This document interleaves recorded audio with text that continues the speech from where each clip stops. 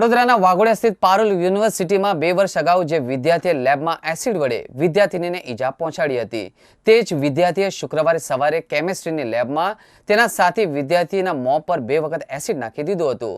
આ ઘટનામાં વિદ્યાર્થીનું મોં અને ગળાના ભાગ બળી જતા તેને પારુલ હોસ્પિટલમાં સારવાર આપવામાં આવી હતી.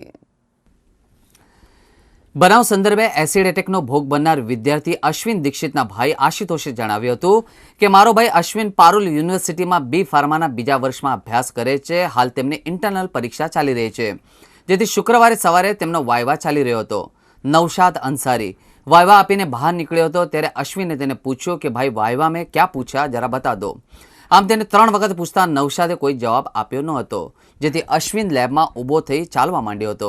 અચાનક નૌશાદે પાછળથી તેની ઉપર 2 વખત એસિડ નાખતા મોં અને ગળાના ભાગે ગંભીર રીતે ધજાયો હતો. 2 વર્ષ પહેલા પણ નૌશાદે લેબમાં એસિડ વડે વિદ્યાર્થીનીને ઈજા પહોંચાડી હતી અને ત્યારબાદ એ વિદ્યાર્થીની કોલેજ છોડીને જતી રહી હતી. વધુમાં તેણે જણાવ્યું હતું કે આ ઘટનામાં લેબ એસિસ્ટન્ટ પણ ઘવાયા હતા. ઘટનાની જાણ પ્રિન્સિપલ અને ફેકલ્ટીને થતાં આવી પહોંચ્યા હતા.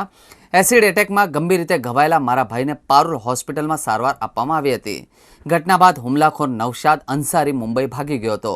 મારા ભાઈને લઈને શનિવારે હોસ્પિટલમાંથી રજા અપાતા હું પણ તેને મુંબઈ સ્થિત અમારા ઘરે લઈ આવ્યો હતો.